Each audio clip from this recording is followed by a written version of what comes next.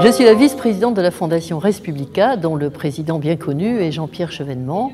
Notre objectif est de chercher à approfondir les thèmes républicains essentiels et aussi nous travaillons beaucoup sur la géopolitique. Le colloque de ce soir, dont je suis l'initiatrice, nous conduit davantage à approfondir un mouvement qui n'est pas propre à la France, qui est largement développé dans les démocraties comparables à la nôtre. Et ce mouvement est celui de ce que nous avons appelé une sorte de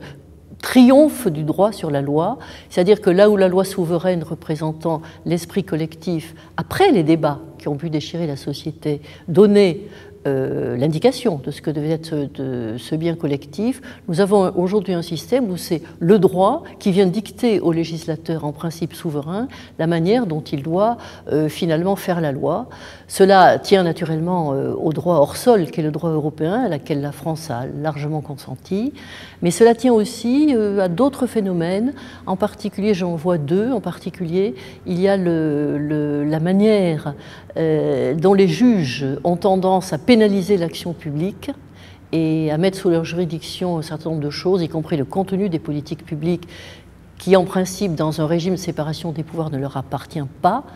Et puis, il y a aussi autre chose, il y a un mouvement social et je dirais sociétal, que j'appelle même le désarroi sociétal, qui conduit à une telle valse des différences,